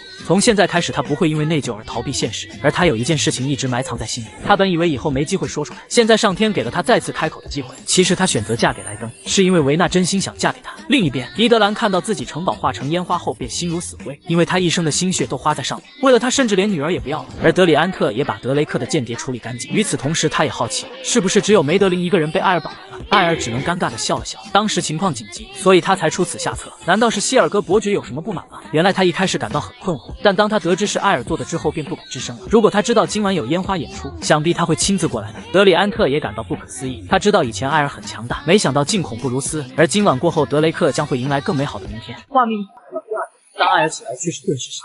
没想到更美好的明天是倾盆大雨，而门特和米尔丁还在拼命的工作着。下一瞬，米尔丁便被吹飞出去。当艾尔得知后，就禁止了两人的外出活动，因为暴雨天不适合在外面工作，所以他们可以在餐厅帮忙，毕竟现在的客人还是很多。紧接着，艾尔便帮鲁林擦去身上的雨水，不然那样会感冒的。而米尔丁也一脸期待地看着门特先生。就在这时，一道声音打断了众人，没想到一个餐厅也有这样美好的画面，真是让旁人羡慕不已。原来是艾尔以前的朋友薇恩。片刻之后，一份热气腾腾的鸡汤面就端到了他的面前，在这暴风雨中能吃到一份热乎的食物，这也许也是人生最幸福的事情。就在两人在闲聊时，一旁的鲁林打断了两人，只见他拿着一条毛巾示意艾尔帮他擦干，而一旁的薇恩眼神很是复杂，似乎隐藏着很多故事。紧接着他便倒满了一杯酒，你有没有做过让你后悔一辈子的决定？闻此，艾尔顿时愣住。如果时光可以倒流，你永远不会做的决定，一个你每次闭上眼睛心碎时都会想起的决定。你似乎和你的妻子相处得很好，这让艾尔再次傻眼。我们不是你想的那样。而薇恩借着酒劲说出了埋藏在心里的故事，即使我一个人，我也曾经爱过一个人，这件事已经过去30年了。尼尔这个名字他一辈子也忘不了。既然你喜欢了他30年，为什么不向他坦白你的感情？薇恩笑了笑，因为他做了一个最后悔的决定。那时候的两人情窦初开，自以为只要相互喜欢就可以在一起，直到两人长大开始谈论婚姻，薇恩才醒悟过来，他的家人已经为他安排好了一切。于是薇恩终于鼓起勇气告诉了他，并约他在城外见面。可那天晚上两人却没有见面，因为当时天上突然掉下一条恶龙。面对着突如其来的变故，当时薇恩被吓得落荒而逃了。后来他听说米尔平安无事，可薇恩却再也没有勇气去找他了，因为他觉得自己就是一个懦夫。说完，薇恩便放下几枚铜币，因为他知道没人能理解他现在的感受。现在他连抬头的勇气都没有了，因为他害怕会遇到米尔。紧接着鲁林便假装咳嗽起来，那边那个请照顾好你的妻子。画面一转，艾尔看着熟睡的鲁林，没想到已经过去了150年。可等他回过神来，自己在胡思乱想什么，看来明天要去了解一下情况才行了。第二天他便找到了雷恩夫人，在得知了艾尔要找米尔，他似乎很高兴。原来米尔与邻里的关系非常友好，但他最近却变得忧心忡忡的样子，脸上带着悲伤的表情。而他也说过一个奇怪的问题，你有没有做过让你后悔一辈子的决定？闻此，艾尔顿时呆住，这不是薇恩先生说的话吗？对此他知道其中肯定藏有误，于是他想继续了解更多有关米尔的情况。随后雷恩夫人便把所有的事情告诉了艾尔。在一次他与米尔闲聊时，他一眼就看出了雷恩夫人不是德雷克本地人，因为他从小就生活在这座城市。而雷恩夫人的情况正如他所说的，他与诺尔先生为了躲避战乱才来到这里。让雷恩夫人感到奇怪的是，米尔15年前为什么会离开德雷克？原来这里有一个他永远都无法忘记的人。15年前两人本来还能见上最后一面，没想到天空中突然掉下一条恶龙。面对强大的恶龙，他逃离了那个地方。随后他从卖花的商贩得知薇恩的去向，这让他很是崩溃。他没想到自己因为害怕逃离了那里，自此他再也没有什么脸面见薇恩了。而艾尔也是得知了两人的问题所在，随后他便把事情的起因梳理了一遍。雷恩夫人得知也是吓一跳，她没想到米尔口中说的会是果园的薇恩。他们都去了约定见面的地方，但他们都逃离了恶龙的攻击，而两人都认为自己跑掉了，把对方一个人留在了那里。这件事情过去了15年后，两人仍然留有遗憾。雷恩夫人觉得这对两人来说都是不公平的，他们在内疚中生活了这么久，都是因为一个误会。而艾尔很快就想到了解决的办法。画面一转，艾尔就找到了正在果园工作的薇恩先生，而这副眼镜正是给米尔的礼物，因为艾尔已经帮他把米尔约到了两人曾经见面的地方。闻此，薇恩顿时感到十分慌乱，于是艾尔提醒他，没有人不犯错误，也没有人能预测未来，但担心同样的问题完全是另一回事。想必你不会做2次一样的错误。时间很快就来到晚上，薇恩先生迈着沉重的步伐，此刻一堆问题正困扰着他。他很担心米尔不会来见他，但这想必是他最后的机会，所以他不肯放弃。就这样，薇恩来到他们曾经约定的地方。这场约会迟到了15年，久别重逢有时是为了结束一段过期的旅游，有时是为了重拾过去的遗憾。两人彼此心里都有一个秘密想要跟对方阐述，而薇恩先生也不再选择逃避，不管是辱骂还是诅咒，他已经错过了一次。下一秒，两人却是异口同声地说出一样的话，都在为过去没能见面而感到抱歉。落叶成风从两人身边划过，而气氛也显得有些许尴尬。原来他们两人都没有按照时间出现在约定地点。在得知最后的真相后，两人情不自禁地流出了开心的泪水。看到两人恢复如初，雷恩夫人也替他们感到开心，而她也好奇艾尔为什么不提前告诉他们真相。这是一个简单的误解，所以靠他们自己解开心结不是更好吗？毕竟这困扰了他们整整15年。就这样，他们俩手牵着手回到了德雷克城。几天后又一起来了餐厅，把他珍爱已久的果园卖给艾尔，而艾尔也按最高的价格将它买下。显然薇恩想盖一栋新的房子，因为他犹豫了15年，这一次他不会留下任何遗憾。现在有了这一片果园，艾尔正好给矮人建造一个村落。一旁的鲁林也同意他的看法，毕竟他不喜欢那么多矮人住在他的地盘。而此刻他很想邀请艾尔和他一起，可他不知道如何开口。但艾尔一眼就看出他的小心思，我应该在施工完成后住在龙巢里吗？闻此鲁林顿时一惊，你说的是真的吗？随即表示他可不能反悔。画面一转，过去了1个月，洞穴的建造已经完成了70%，而矮人预计会比计划的提前完成，但他们只能打工给艾尔还债了，毕竟他给矮人建了一个新的村落。就在这时，米尔丁示意艾尔，因为乌卡数量增多的问题，现在他们也该要扩建一个仓库。艾尔也同意了他的看法，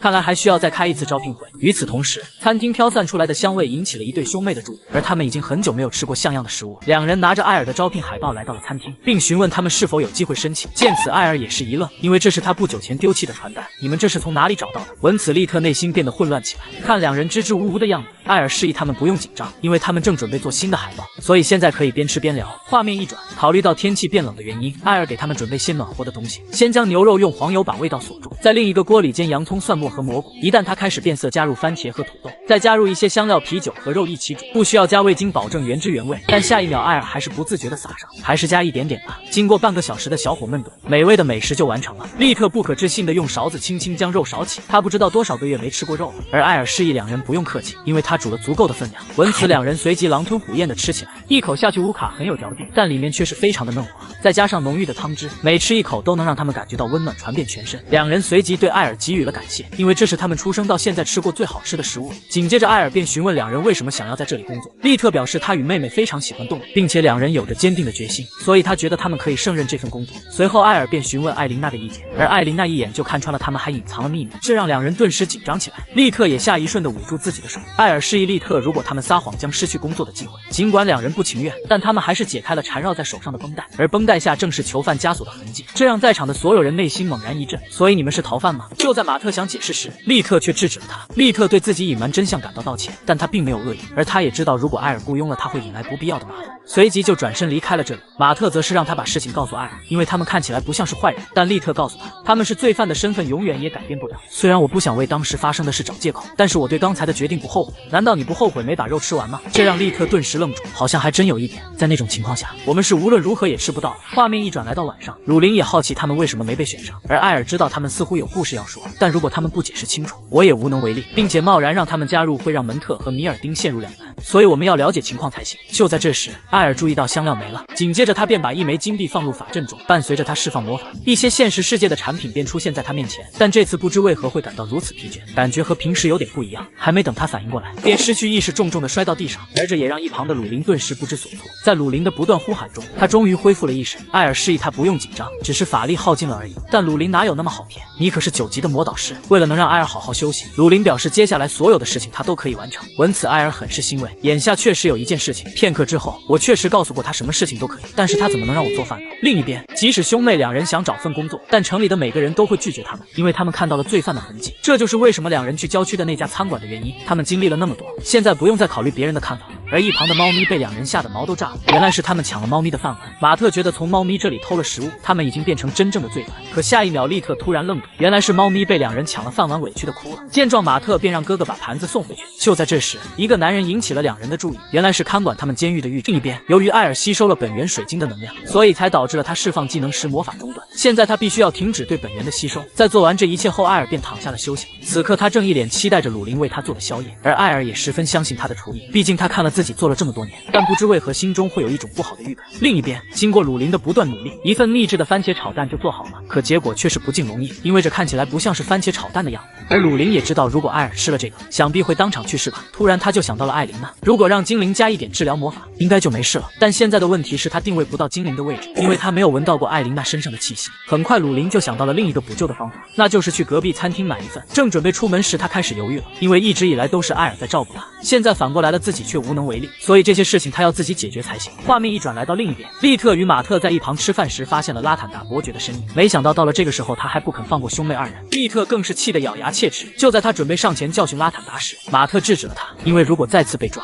就不是监禁2年的事情了。原来就在2年前，正是德雷克城市建造的时候，拉坦达伯爵负责了城市的施工监管，他为人好色，喜欢占便宜，专门欺负私底下的工人。就在他调戏一个女子时，利特兄妹打断了他，原来是一旁工地3号房屋倒塌，很多人都被压在了下面。闻此，女子便连忙跑了出去，因为她的家人就在那个工地。但此刻的拉坦达却是非常生气，并责骂他们连这点事情都做不好。可工人都是按照严格施工，不料支撑的柱子会突然断裂，所以他们怀疑是建筑材料出了问题。面对他的质疑，下一瞬拉坦达便下令把利特抓了起来，随即对他拳打脚踢，因为就算是他贪了这些工人，也不能拿他怎么样。见状的马特便上前请求原谅，而拉坦达的眼神却是变得龌龊。如果你肯报答我受伤的心灵，我可以放过你们兄妹。这让利特陷入了暴躁，他奋尽全力挣开了束缚，朝着拉坦达伯爵娇嫩的脸蛋狠狠来了一个大补刀。霎时间他就被打得鼻青脸肿，但这还远远不够，就算是护卫也拦不住利特的愤怒。在此之后，兄妹俩就被他送到监狱关押了2年，所以马特便让他先冷静下来。而另一边的拉坦达却是十分生气，因为他们没有找到利特兄妹俩，于是他随即就给男人来了一个大嘴巴子，而男人也是敢怒不敢言。就在这时，艾琳娜正好从艾尔的餐厅回来，刚好被拉坦达遇个正着，这让他顿时心生歹意，立即以盘问为由上前控制艾琳娜。没有防备的艾琳娜很快就被抓住，原来拉坦达也去过艾琳娜的诊所，不过都不是为了看病。就在这时，艾琳娜趁2人不注意释放了一道魔法，随后便趁机逃跑了。恼怒的拉坦达决定要让精灵知道他的厉害，在他的魔爪伸向艾琳娜的时候，一个拳头再次落在他的脸上，原来是利特，他再也不能忍受这个该死的家伙。而马特也支持哥哥的做法，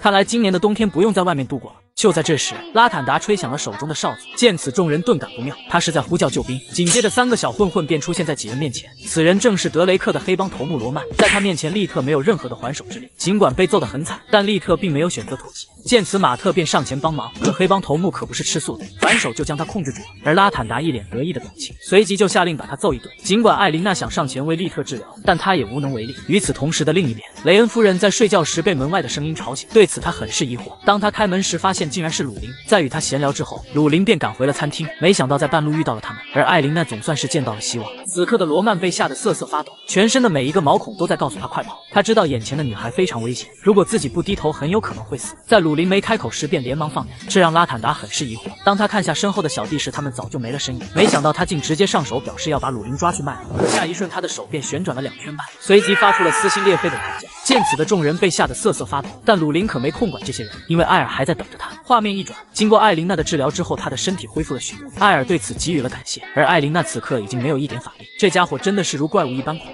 而此刻鲁林却是一直看着艾琳娜，随后便叫住了她。这还是鲁林第一次叫她的名字，这让鲁林感到十分害羞，但他还是对艾琳娜说出了感谢。这可把2人听得一愣，他们还是第一次听到鲁林感谢别人。就在这时，艾尔注意到门后的兄妹俩，紧接着他们便把事情的经过告诉了艾尔。本来拉坦达是冲着他们来的，没想想到还连累了别人。艾尔示意他们不用太过自责，因为拉坦达在建造方面是出了名的搞小动作。但艾尔好奇的是，为什么之前他们不解释清楚？原来利特知道打人违法，但是他不后悔那样做，所以他觉得没必要跟别人解释什么。紧接着艾尔拿出了1枚金币，这让利特很是疑惑。恭喜你们被农场录用了，明天准时来上班。闻此兄妹俩连连道谢，因为他们终于不用饿肚子。画面一转来到第2天，利特和马特换了一身干净衣服来到农场。虽然门特先生不喜欢罪犯，但是如果是自己，他也会毫不犹豫地揍拉坦达的。此刻艾尔的魔力已经恢复1大半，对本质的魔法掌控的更多了。就在这时，他注意到鲁林一直在盯着什么，这让他很好奇。原来鲁林注意到人类的女子身上都会带一些闪闪发亮的东西，他不明白人类为什么要带这些。虽然龙族很喜欢宝物，但他妈妈的洞穴里什么也没有。随后艾尔便给鲁林解释，人类这样是为了表达自己情感的一种方式，但鲁林还是不明白。与此同时，一道声音打断了两人。迪兰给他们带来了一个好消息，拉坦达被证实了多项罪行，他这辈子恐怕只能吃牢饭了。而他身边的侍卫也揭穿了他的事情，其实迪德兰就是他的顶头上司，想必他们是蛇鼠一窝。紧接着艾尔便询问迪兰3天后有没有空，因为艾尔有一项秘密计划，当他得知后表示一定会参加。画面一转来到3天后，艾尔前往找到矮人，然而他不是来催赶工期的，而是给他们送上香肠与啤酒，因为今天是一个有纪念价值的日子。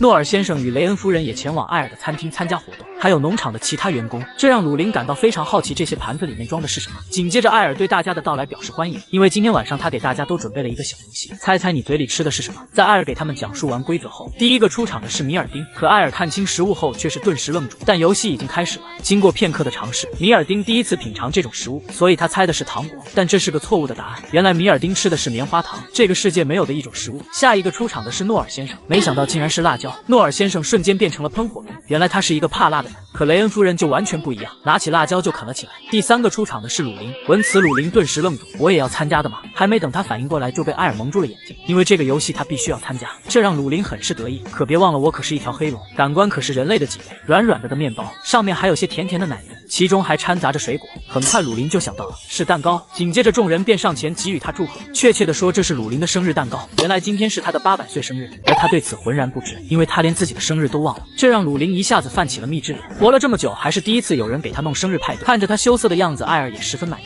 就在他以为鲁林要表达感谢时，没想到他却是反其道而行，别以为我会说谢谢，你们这些小混蛋。这可把艾尔愣住。紧接着艾尔从袋子中拿出了一个礼物，这是他拜托矮人为鲁林精心打造的一只耳环，因为他发现鲁林前几天一直在观察人类的，所以他决定在鲁林生日送上一副。随后艾尔亲自给鲁林戴上，而这也是鲁林第一次收到这样的东西。通过镜子他看到了自己戴上耳环的样子，虽然鲁林很是开心，但他不知道该如何表达自己。当时他很疑惑，人类女子收到礼物后都是奇怪的表现，我想我现在明白那是什么感觉了。而鲁林也是露出了久违的笑容。接下来派对将继续进行，下一个出场的是雷恩夫人，没想到她还是猜错了，因为是诺尔先生故意给她透露错误的答案，而她也吃到了来自雷恩夫人的平底锅。随后出场的是利特，但他也没能猜出来。就这样，大家在艾尔的餐厅度过了一个愉快的夜晚。时间很快就来到深夜，鲁林对艾尔再次给予了感谢，因为这是他成年里的最后一个生日。与此同时，窗外忽然飘起了雪花，随后艾尔便要请鲁林看今年的第一场雪。此刻艾尔正感叹着时间过得飞快，可鲁林对此很疑惑，因为他们才来到这里1年时间。艾尔告诉他，1年对龙族来说可能很短，但对人类来说1年的光阴很长。虽然他吸收了古龙之心，但没人能保证他有延年益寿的功效。就在这时，一颗流星划破天际，艾尔示意鲁林可以向流星许一个愿望。看着璀璨的流星点亮星空，鲁林默默地许下一个愿望，而艾尔很好奇他许了什么愿望，但鲁林不会告诉他的，因为说出来就不灵了。画面一转来到黑龙宫，一个男人骂骂咧咧地推开了龙宫的大门。叔叔，你还要让那个傲慢的人待多久？对一个凡人的承诺有那么重要吗？尼斯是黑龙中出了名的桀骜不驯，他不相信一个人类会厉害到那里去。但迪赫格玛长老并没有说什么，因为他知道尼斯为什么这么生气是为了鲁林，而鲁林之所以离开龙族，这是因为他们把鲁林气走，但他们想把鲁林接回来不是为了对他好，而是因为在龙族大战中年轻的母龙基本战死。迪赫格玛长老示意他会怎么做，只见尼斯露出凶狠的眼神，如果长老允许的话，我不介意给他找点麻烦。而长老却是无奈地叹了一口气，因为艾尔不把他杀死就算好的了。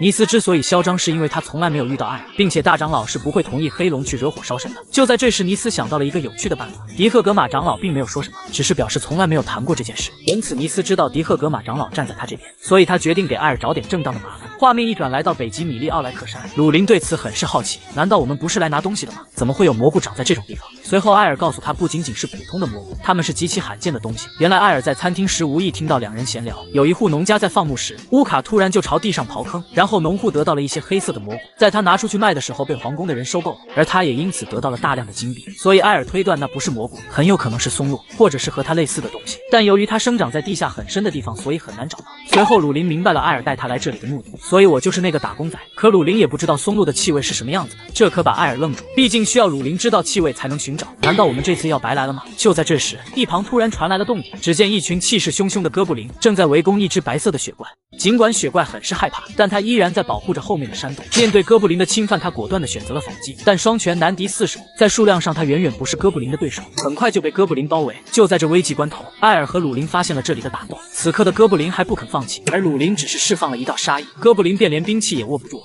随后匆忙逃离了这里。艾尔只能尴尬地笑了笑，这些哥布林真不长眼睛。就在这时，雪怪一跃而起，随后给艾尔两人磕了几个响头，与此同时嘴里还喃喃着什么。身为黑龙的鲁林自然是知道他在说什么，他想要好好的感谢艾尔的救命之恩。画面一转，两人便来到了山洞内。雪怪之所以不让哥布林进入，是因为山洞内还有两个小雪怪，而此刻艾尔也好奇雪怪要拿什么东西感谢他。鼻子灵的鲁林已经嗅到一股奇怪的味道。就在这时，雪怪抱着一些黑乎乎的东西走了过来。鲁林第一次见这种东西，他很是疑惑，这些东西真的能吃吗？可艾尔就不一样了，这正是他们要找的松露。看到艾尔满意的表情，雪怪也是松了一口气。可鲁林觉得它的味道难闻，随手就丢了，这可把艾尔愣住。如果雪怪能找到足够的松露作为它的主食，那就说明它还有大量的松露。随后艾尔便让鲁林给他翻译一些话，因为他想到了一个两全其美的办法，那就是让雪怪当鲁林地宫的守卫，而雪怪也非常乐意，毕竟在这里天寒地冻，连吃的也没多少，更何况他还要照顾两只小崽子。画面一转，来到另一边，尼斯召集了几条黑龙，正想给艾尔一点教训，而他们也猜出来尼斯是为了鲁林，毕竟他一直在寻找伴侣，虽然他不想承认，但他觉得龙族之人就应当属于他们龙族的，并且他获得了一个长老的支持。可几人还是有所顾虑，因为他们已经签订了条令，禁止攻击人类，除非他们的人身安全受到威胁，并且长老们还特地提醒黑龙要远离艾尔，因为他是龙族也惹不起的存在。就在这时，一道声音打断了几人，而他表示有办法帮助他们，因为他在德雷克附近认识一条红龙，我们可以利用它完成计划。画面一转，瑟琳娜正一脸无聊地坐在王座上，这一段时间从来没有人找过她，除了上一次让她感到害怕的家伙。当时的艾尔也没想到他会这么穷，所以就没打算捞他的好处。一旁的鲁林更是直接嘲讽他这里老破小，可他也对此无可奈何，毕竟自己都这么穷了。在嘲讽完之后，鲁林便挽着艾尔的手臂离开了这里，因为他和艾尔有一家自己的餐厅。此刻瑟琳娜也不知道要何时才能见到他们，还能和两人打发时间，也不至于这里空落落的。就在这时，一道声音打断了他，随后一个男人出现在这里，而他正是瑟琳娜的前男友盖瑞德。